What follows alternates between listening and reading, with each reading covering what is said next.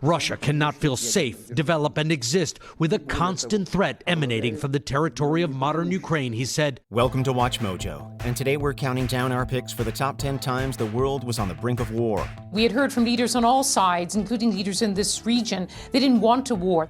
For this list, we'll be looking at various times in which World War III, or at least a major international skirmish, nearly broke out. Which of these stories scares you the most? Let us know in the comments below. Number 10. The incident at Pristina Airport.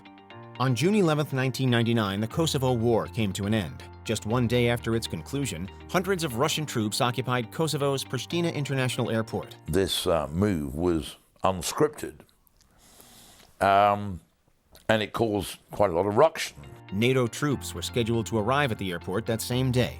An armed standoff resulted, and General Wesley Clark ordered that the airport be taken by force. General Wesley Clark, Supreme Allied Commander of NATO in Europe, ordered a force to be readied on 15 minutes' notice to move to try and beat the Russians to Pristina. However, this would obviously antagonize the Russian occupiers, and a peace agreement would be impossible to achieve.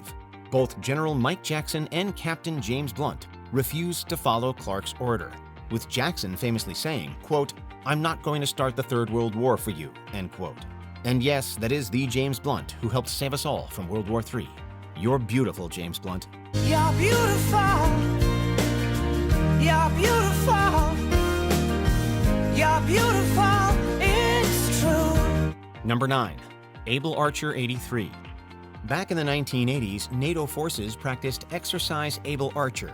This was a simulated conflict that trained troops in the event of a nuclear attack. Nothing deploys except the rather unfortunate signals squadrons and signals regiments who'd go out and man wartime posts and practice sending messages to each other. 1983's exercise began like any other, with a few caveats.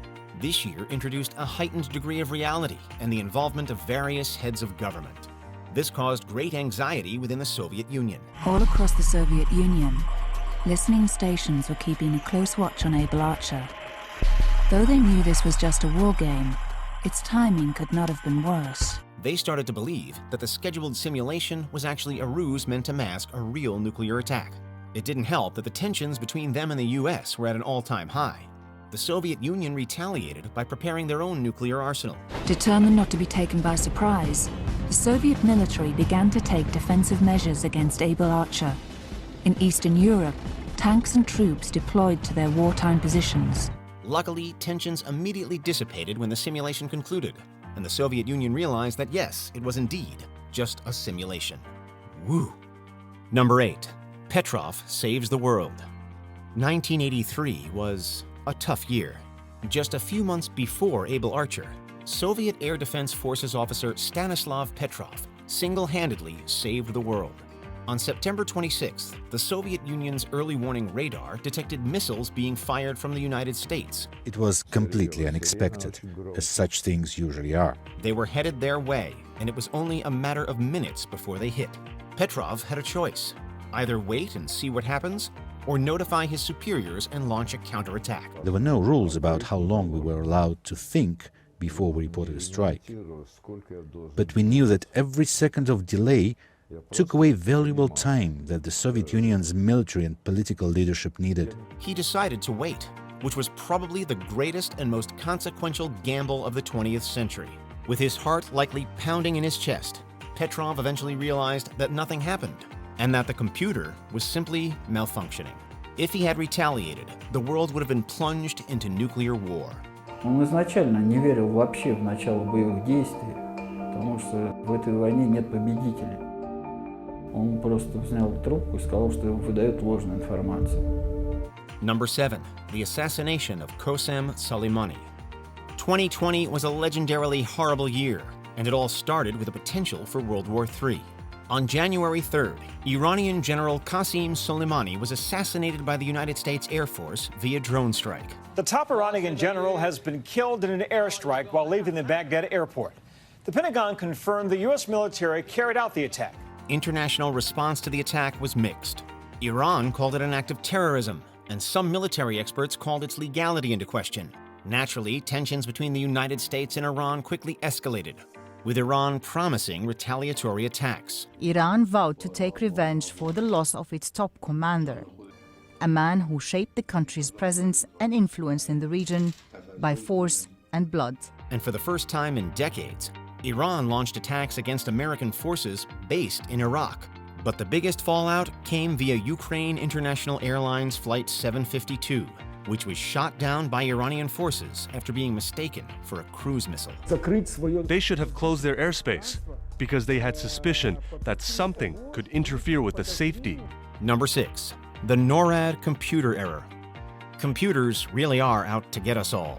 This is essentially the story of Stanislav Petrov, only in reverse. History does indeed repeat itself. In the early morning hours of November 9th, 1979, computers at NORAD HQ displayed everyone's worst nightmare. Nuclear missiles were coming in hot from the Soviet Union. Better get the old man down here. Overday, we have Soviet missile warning. Check for malfunction and report competent. Everyone started panicking, and plans for a counterattack were immediately launched. But once again, National Security Advisor Zbigniew Brzezinski decided to sit and wait. Stand by to launch missiles at my command. Sir. And once again, nothing happened. An investigation was launched, and they discovered that a technician had accidentally started a practice simulation. A senior State Department official at the time warned Secretary of State Cyrus Vance that false reports of this kind are not a rare occurrence. Just imagine the heat that guy received. Number 5. The Norwegian rocket incident. This little incident contains many firsts.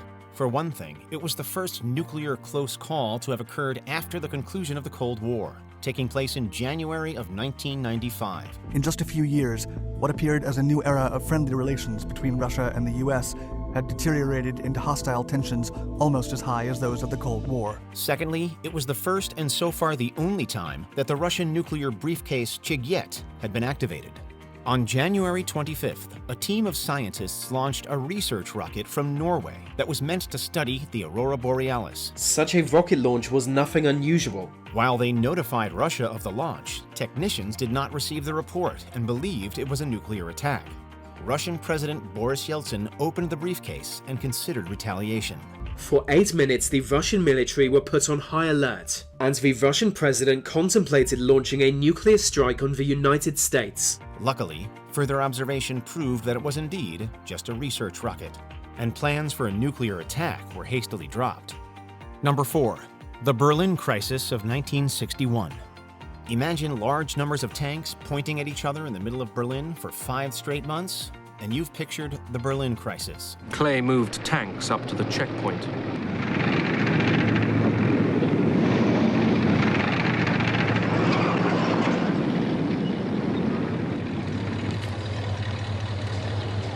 The Russians brought up their tanks and guns. Post-World War II Germany was still being figured out, and beginning in the summer of 1961, Soviet forces ordered that all Western troops vacate the city. Western forces said, nah, and a 5-month standoff with tanks began. The dead seriousness of it became more intense with each hour. The Western forces went on alert, Strategic Air Command went on alert, NATO went on alert, troops were being cranked up around the world. This occurred largely at Checkpoint Charlie, the most popular crossing point demarcating East and West Berlin. The crisis eventually reached a peaceful conclusion with the construction of the Berlin Wall. Said wall proceeded to literally and metaphorically split Berlin for nearly 3 decades. This has been a city physically divided for 28 years, but now it's come together, East and West, in a spontaneous outburst of emotion. Number 3. The Russian invasion of Ukraine. After many years of increasing escalation, Vladimir Putin ordered the complete invasion of neighboring Ukraine. Putin calling the attack a necessary measure to protect Russia's security, warning interference would lead to consequences never seen before. It began on February 24, 2022, and was quickly deemed Europe's most significant military conflict since World War II. International reaction was swift, complete with widespread sanctions and aid to Ukraine. They are trying to hold out as long as possible, and if they can do it, they have the promise of European and American aid. The United States approved $350 billion worth of aid for the Ukrainian military. Putin also put his nuclear forces on high alert, prompting international fears of a potential nuclear war. While these fears were quickly quelled, Various experts have nevertheless argued that Russia's invasion of Ukraine could eventually kickstart World War III. We have seen no indication that President Putin has changed his ambition to control the whole of Ukraine and also to rewrite the international order. So we need to be prepared for a long haul. Or worse yet, that the invasion signaled the beginning of World War III. Number 2. The Korean War. By 1950, the world was only 5 years separated from the greatest conflict in human history. Everyone was tired and burnt out, and large swaths of Europe and Asia were nothing but rubble. Enter the Korean War and newfound fears of World War III. The North Koreans attacked South Korea on June 25, 1950, advancing across the 38th parallel. And they thought the 20-year gap between the first two was bad.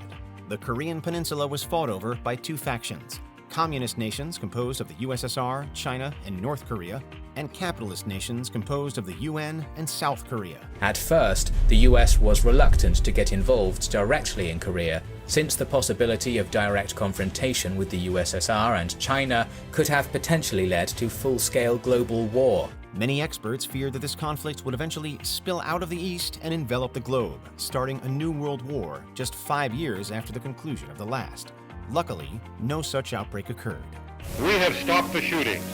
That means much to the fighting men and their families, and it will allow some of the grievous wounds of Korea to heal.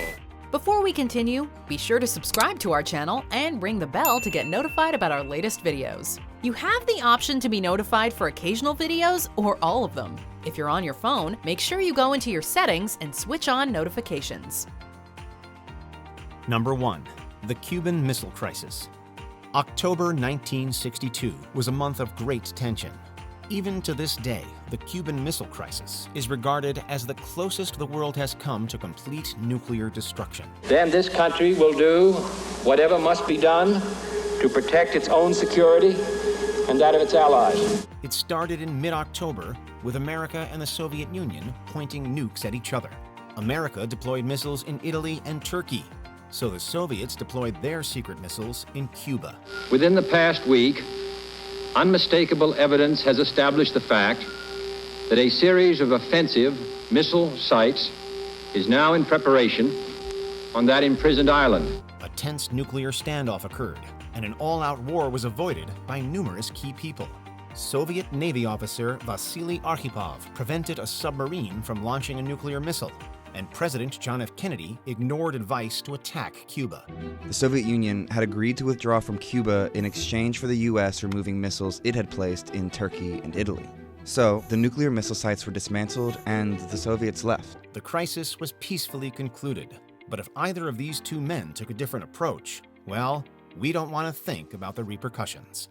Do you agree with our picks? Check out this other recent clip from WatchMojo, and be sure to subscribe and ring the bell to be notified about our latest videos.